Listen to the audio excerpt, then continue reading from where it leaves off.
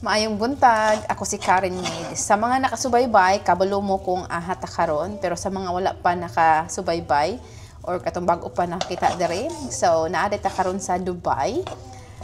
Ay, pang 10 na namo ni nga accommodation, balay or Airbnb sa 7 weeks na mo nga since nga nihawa mi sa UK. Grabe, kapoy gyud. Pero amo ning gisugdan mao nga magpadayon ta no. At the same time happy gyapon mi nga amo yung gibuhat ang amo ang giplano years ago. So the reason why nga ikanapulo namo ning accommodation sa 7 weeks kay nag-travel lagi mi within 2 months. Kung naka-remember mo na ato ta sa Paris, sa Disneyland, tapos sa City of Paris, tapos ni ani sa amin diri og kanang mga 12 days, tapos ni ato sa Maynila, tapos sa Manila, Coron to El Nido to Boracay, Boracay to Manila, tapos Manila to, di ba? So daghan kay tanan pang 10 na ning accommodation gyud. Karon itur ta mo diri sa amo ang nabook nga 1 month pin diri. Townhouse ang pangalan ani, 3 bedroom.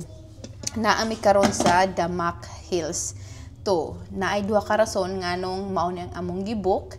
Sa mga taga Dubai, kabalo sila nganong kabalo sila nga layo ning Damac Hills to sa main city sa Dubai. Mga 45 minutes ni siya kung medyo busy ang road, no. So medyo layo gyud. Sa totoo lang dili ganahan si Bruce nga diri mi magstay, pero nagpasalamat po ko sa iya nga supportive siya sa akong mga desisyon pud ba kay unang-una di ko gusto gyud magasto gyud und ako kay tanan.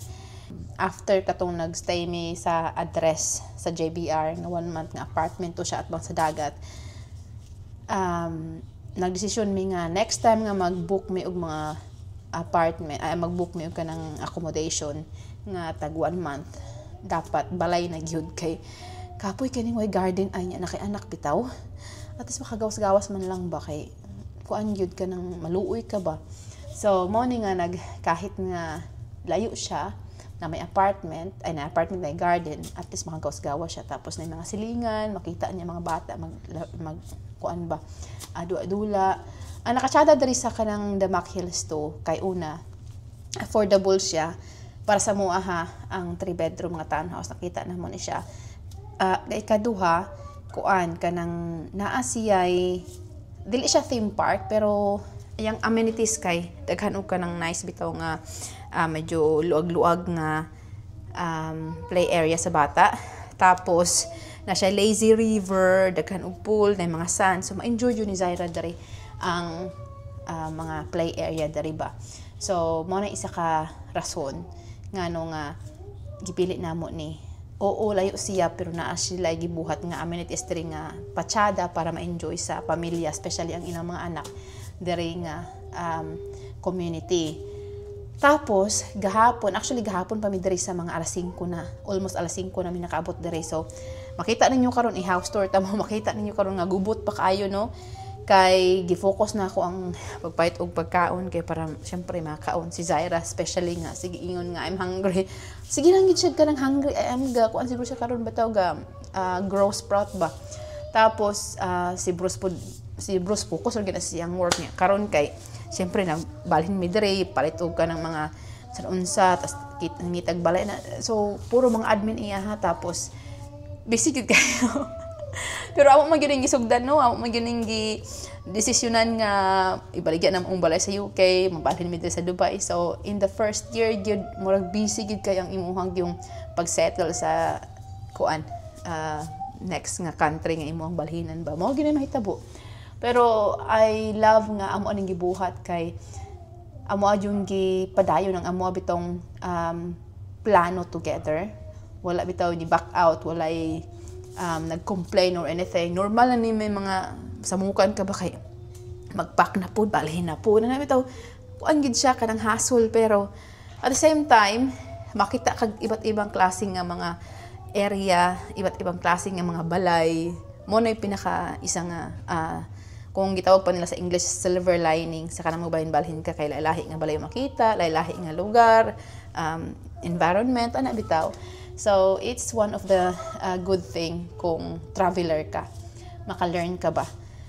Karon mag-ato ta dito sa living room.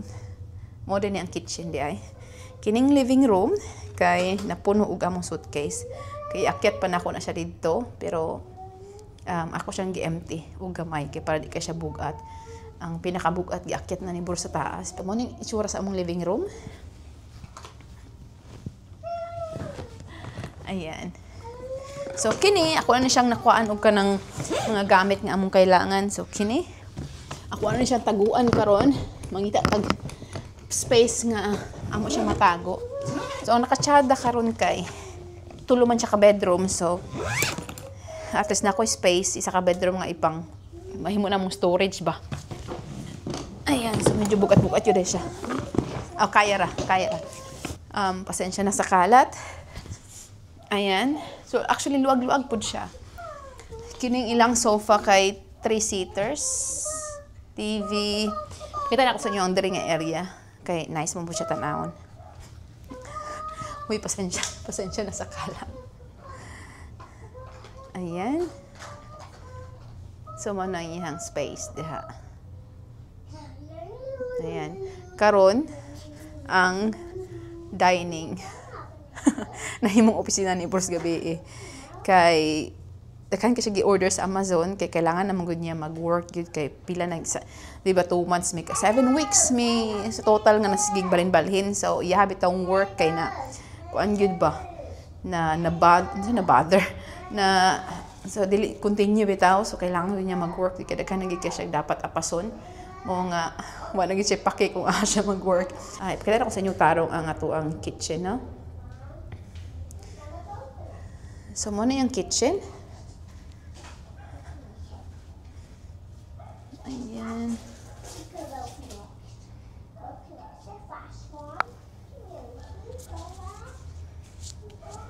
Ayan. So, gamay gid yung kitchen pero kaya na ako nga sana ay mag-country work, diri ko gahiwa-hiwa. So, kuan doable gyud nagpait kog mga prutas gahapon ayan so gubot kay tanan no at the moment nato sa luag-luag pud ang ilahadeng kuan diri garden pakita na ko sa inyo ang garden no may pud si Zaira kay kanang na-enjoy pud siya dira ingon ko siya mag-play siya kung di siya gusto mag-play tabangan ko niya sa kanang pag-arrange sa balay ayan so mo nang iyang garden. Ay, luag-luag yun siya nga makadula min diri. Tara, masulod ta, maato ta sa taas. Nagpahit si Bruce gahapon og kanang printer. Og monitor.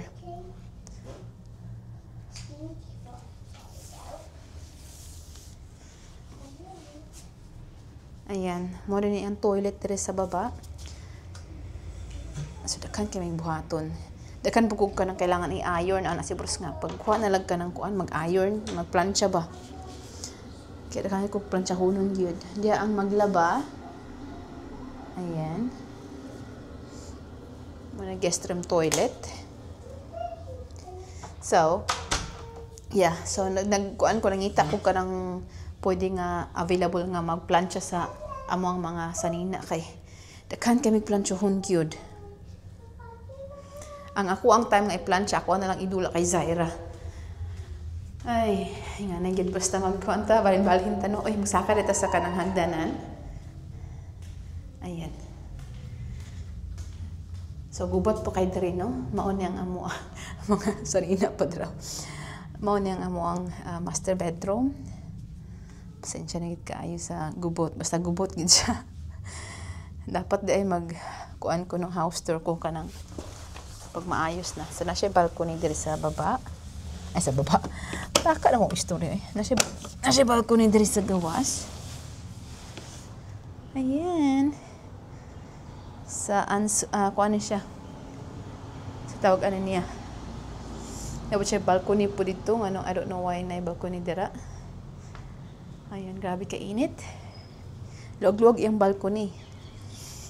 Muna siya access sa master bedroom.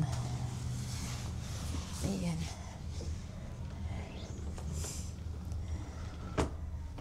Wala pa dyan ko ka ayos diri kay pagmata ni Zaira.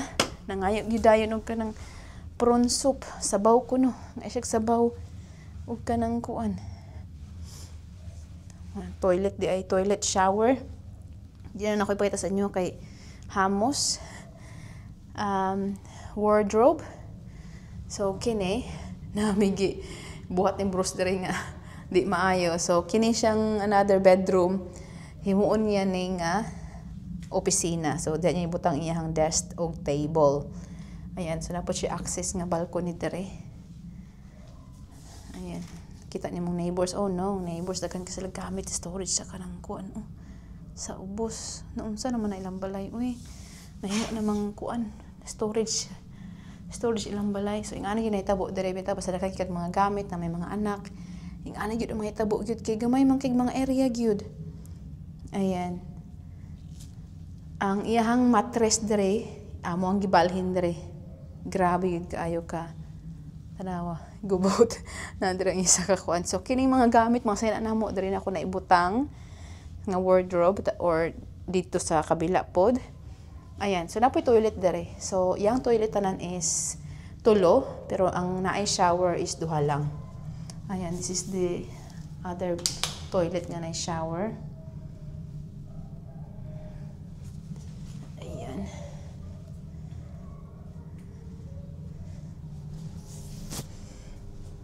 Ayan. And then, ayun sa paman. Dagko sila ka ng mga mirror diri. Ako naganahan diri kay dagko kay mirror ba. Ayan. Diri nga room wala siya balcony. Okay. So daghan kay kog ay sunon gud karon nga adlaw. Daghan kay kog trabahoon. Limpyuhon, i-arrange. Gusto na ko ni siya i-arrange na ko ni siya tarong today. Nagulat pug ko sa kanang agency nga man diri para tudluan ko nila ba kung saon pagbukas aning kuan, pagbukas og paglock. Nali siya kuan diri kanang storage nga gamay kaya di ibutang ang kanang kuan ni Zaira. Yeah, ang trike. So kaning ilang lock di ko makabalo kung saon paglock. Na ba? So kana imong tuplokon paita di ko kabalo gyud. Mao ni among gawas. So lahi ra gyud siya ba kung apartment imong stayhan, lahi ra gyud sa kuan, lahi ra gyud kaayo sa balay. So muna kung nakatsada sa balay. Ayan, so di mi makagawas ni Zaira until nga naimon hidere nga magtudlo sa ko kung saon pag-open na or pag-lock ang door. Ayan, so mao ni siya nga mo ang townhouse nga na-book diri sa Damac Hills to. Og ang presyo ani niya kay nabayad na mo kay pila man to be. I-kuan na ko siya, i-convert na ko siya sa kanang kuan ha. Ako may nag-book ani good. Ato ta sa booking.com para mahatag na ko sa inyo ang tinuod nga presyo. Okay. Naa siya deposit nga 1,500 dirham. Pero refundable na siya. Ang 1,500 dirham sa kuan sa Philippine money kay 23,800. So mo na siya ang refundable. Pag after namin mahawa diri, i-check nila maayo kung nabay mga sira unsa ba dira. Kung wala, kung okay man, ibalik nila ang amo ang 23,800. So pesos na siya. Ang among book ani is nasa sa Philippine money kay 298,000 sa 1 month. So sa tinuod lang mao ni siya ang pinakabarato nga among nakita nga townhouse diri sa Dubai nga okay bitaw ang kanang amenities. Damak siya nga kanang development. Nami makita man nga mga pare-parehong presyo ani or medyo barato pero sa layo na bitaw nga lugar nga dili na kay siya kanang inganig kanang amenities bitaw. Tapos kuan unsa pa? or mga apartment, which is again di na ako gusto lagi mga apartment may kay kapuyon akong apartment. So I look forward actually nga dalon si Zara dito sa kanang amenities nila dito katong na lazy river, Malibu ang pangalan. Dito kay ma-enjoy gyud siya dito maayo. Ipakita po na ko sa inyo siya kung unsa iyang itsura, no. So salamat sa inyong pagsubaybay og pasensya na nga kalat gyud kaysa ang atong pag house tour kayon first time nga nag house tour nga kalat kaysa na, no. Daghan pa ko ipakita sa inyo nga mga house tour especially sa Pilipinas nga atong na stayhan namo nga kanang Airbnb pod. Katong gwapa gyud kay to siya dito nga Airbnb. So ayan, salamat kayo sa inyong pagsubaybay o pag-subscribe. Sa mga wala pa nang subscribe na mo. Pasensya na kayo nga until now, Bisaya pagyapunta, no? Mas paspas man ko ma-explain yung mga Bisaya at the same time, masabtan sa akong lula ba. God bless ato ang tanan. Og stay tuned sa next na ato nga vlog. Bye!